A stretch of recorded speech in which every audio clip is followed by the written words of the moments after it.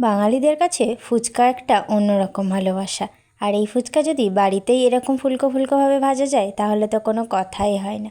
আজ তোমাদের সঙ্গে শেয়ার করব ফুচকা রেসিপি, একদম টিপস সহ পারফেক্ট ফুচকা রেসিপি। ঝটফট করে দেখে নাও আর বাড়িতে বানিয়ে ফেলো। এর জন্য আমি নিলাম 1 চামচ সুজিগুলোকে জল দিয়ে 15 মিনিটের জন্য ভিজিয়ে রাখবো। এছাড়া একটা বাটিতে আমি নিয়ে নিলাম কিছুটা তেল। এবার এই তেলটাকে সামান্য একটু গরম করে নিলাম। যেই চামচ মেপে সুজি নিয়েছিলাম সেই চামচ মেপেই 2 চামচ নিলাম ময়দা। এখানে আটাও নিতে পারো, তবে আমি আজকে ময়দার সুজি দিয়েই বানাচ্ছি। এছাড়া দিয়েছি বেকিং সোডা সামান্য একটু। এবার যে গরম তেলটা করেছিলাম সেই তেলটা অর্ধেকটা দিলাম, আর ভিজিয়ে রাখা সুজিটাও দিয়ে দিয়েছি। এর মধ্যে সুজিটা ভিজে বেশ অনেকটা হয়ে গেছে। এবার সব কিছু ভালো করে একটু মাখিয়ে নেব। খুব বেশি জল দিতে হবে না, এমনিতেই সুজির মধ্যে একটু জল ছিল, আর একটু সামান্য দিয়েছি। ময়দাটা কিন্তু একটু শক্ত শক্ত করেই মাখতে হবে, আর ময়দাটা একটু টাইম নিয়ে মাখবে।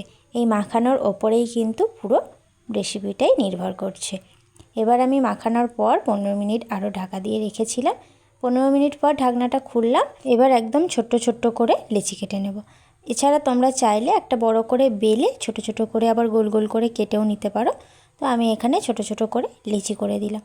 এবারে হাত দিয়ে ভালো করে গোল করে নেব। টিপস সহ এই রেসিপিটা তোমাদের সঙ্গে শেয়ার করছি, এইভাবে বাড়িতে বানাবে। প্রত্যেক কটা ফুচকাই কিন্তু একদম বলের মতো ফুলে গোল গোল হয়ে যাবে। এবার চলো লেচিগুলোকে বেলে নিই। একসঙ্গে সবগুলোকে আমি বেলে নেব। সব কটা বেলা হয়ে যাওয়ার পরে আমি ভাজবো। আর কত সুন্দর দেখো, একদম গোল গোল হয়ে বেলা হয়ে যাচ্ছে। প্রথম যে লেচিটা আমি বেলবো সেটা থেকেই ভাজার সময় শুরু করব। তেলটা আমি একটু আগের থেকে বসিয়ে রেখেছিলাম, তবে তেলটা কিন্তু ভালো মতো গরম হয়ে যাওয়ার পরেই ভাজতে হবে, না হলে কিন্তু ফুলবে না। এবার একটা একটা করে দিয়ে আমি ভেজে নিচ্ছি। একটা ফুলে যাওয়ার পরে তারপরে আর একটা দিতে পারো, তবে আমি বেশিরভাগটা একটা একটা করেই ভেজেছি। ছাঁকা তেলে অবশ্যই ভাজবে। এবার এক এক করে একই রকমভাবে সবগুলো ভেজে ভেজে তুলে নিলাম। আজকে তোমাদের সঙ্গে শুধুমাত্র ফুচকা রেসিপিটা শেয়ার করলাম, টক জল এবং আলু রেসিপিটা পরে একটা সময় শেয়ার করব।